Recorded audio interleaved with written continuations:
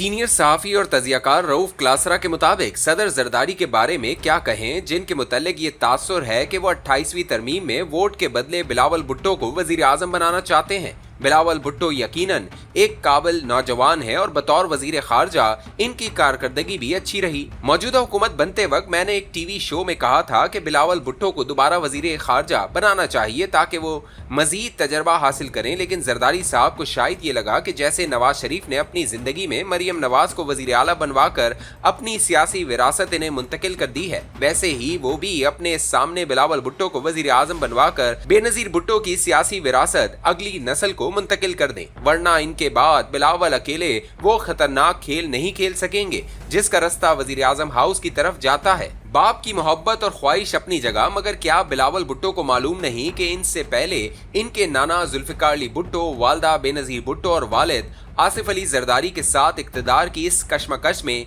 क्या कुछ हो चुका है। नाना को फांसी दी गई, माँ को कत्ल कर दिया गया और बाप 11-12 बरस जेल में रहा। ये सब कुछ जानने के बावजूद भी बिलावल भुट्टो वजीर आजम बनने के ख्वाहिशमंद हैं। मैं 1998 में इस्लामाबाद आया था। उस वक्त से अब तक दर्जन भर अफराद को वजीर आजम बनते, सजाएं पाते, जेलों में जाते, जलावतनी इख्तियार करते या खामोशी से घरों को लौटते देखा है, और कोई भी खुशी खुशी या अपनी मुद्दत पूरी करके रुखसत नहीं हुआ। जब वजीर आजम बनाया जा रहा होता तो इनका प्रोटोकॉल आसमान को छू रहा होता था, और जब निकाला जाता तो मंजर यकसर बदल जाता था। वजारत उज़्मा से फारिग होने के बाद पिंडी रेलवे स्टेशन पर मीर ज़फ़रुल्लाह जमाली को अपने आबाई घर रवाना होते वक्त मैंने एक अजीब मंजर देखा। इनकी 60 रुकनी काबीना में से सिर्फ एक वजीर इन्हें अलविदा कहने आया था, और वो थे वजीर मुमलिकत रजा हयात हैराज। इनमें अभी देहातीपन, मरवत और ज़र्फ बाकी था। वो फखर इमाम जैसे बड़े सियासतदान को शिकस्त देकर पहली बार असेंबली में आए थे, इसलिए इनके अंदर देहात का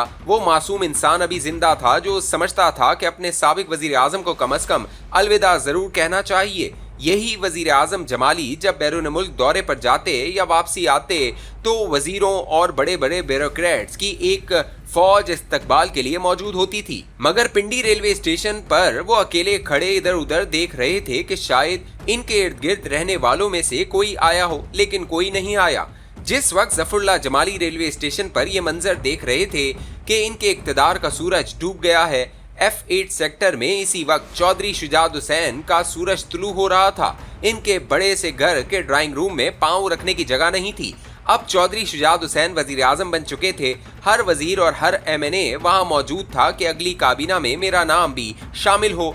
उन दिनों जितनी ताकत मैंने चौधरी शुजात हुसैन को एंजॉय करते देखा, शायद ही किसी और को करते देखा हो, चाहे बाद में सदर जरदारी हो या नवाज शरीफ। इन 5 बरसों में चौधरी शुजात हुसैन हकीकी किंग मेकर थे। उन्होंने सैकड़ों लोगों की सियासी जिंदगियां बदल के रख दी और दर्जनों की तबाह भी कर दी। इनकी आंख के एक इशारे पर किस्मतें बनती और बिगड़ती थी। मैंने अपनी आंखों से कई सियासतदानों को जगह न मिलने पर इनके घर फर्श पर बैठे देखा। ये अलग बात है कि चौधरी शुजात हुसैन एक ज़र्फ और मरवत वाले इंसान हैं।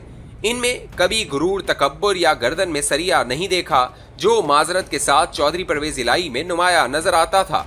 इन 5 बरसों में मुझे 3-4 मरतबा चौधरी शुजात हुसैन के घर जाने का मौका मिला। वहाँ तिल धरने की जगह नहीं होती थी, मगर फिर वो भी आया जब इक्तदार से निकलने के चंद रोज बाद उन्होंने मुझे खाने पर बुलाया तो वो बिल्कुल अकेले थे। पूरा घर वीरान था। मुझे शदीद हैरत हुई कि इंसान कितनी जल्दी बदल जाते हैं। कल तक वहाँ बैठने की जगह नहीं मिलती थी। बाहर गलियों में दूर दूर तक कीमती गाड़ियों की कतारें लगी होती थी और अब हर तरफ सन्नाटा था। इस दिन एहसास हुआ कि ये ताकतवर होने और अपन ही भगवान है का एहसास सब वक्त ही होता है। जब चौधरी परवेज इलाही पीपल्स पार्टी हुकूमत में डिप्टी वजीर आजम बनाए गए तो वो घर दोबारा भरने लगा।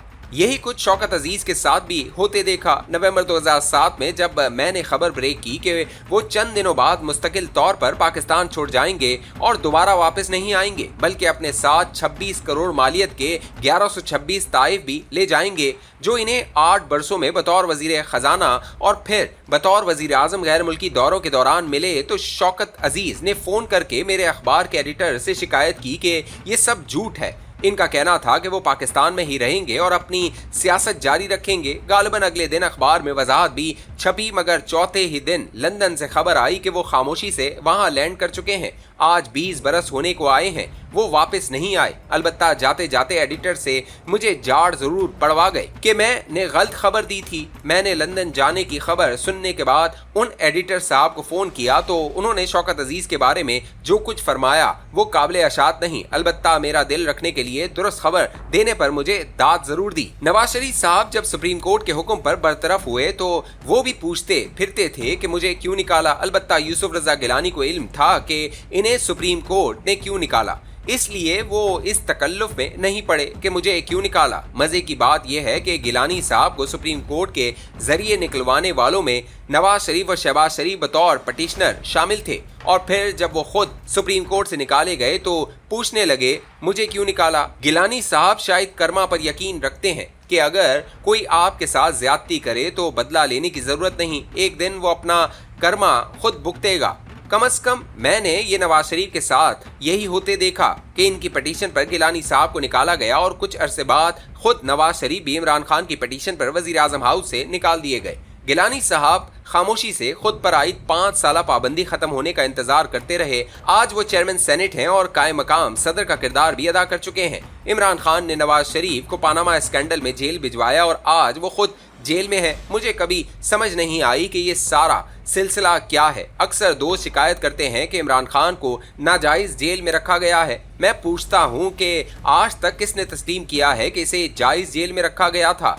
क्या इमरान खान को सियासत में आने से पहले मालूम नहीं था कि पहले वजीर आजम लियाकत अली खान कत्ल हुए, वजीर आजम जुल्फिकार अली भुट्टो को फांसी दी गई, वजीर आजम बेनजीर भुट्टो को दिन दहाड़े कत्ल कर दिया गया, नवाज शरीफ को जेल और जलावतनी की सजा मिली, यूसुफ रजा गिलानी, शहबाज शरीफ और राजा परवेज अशरफ समेत कौन सा सियासतदान है जो जेल न गया हो? इमरान खान के अपने दौर में आसिफ अली जरदारी, नवाज शरीफ, मरीम नवाज, शहबाज शरीफ और दर्जन भर लीगी वज़रा जेलों में थे। खान खुद कहा करते थे इन्हें चीन जैसी ताकत चाहिए जहां वजीरों को फांसी दे दी जाती है।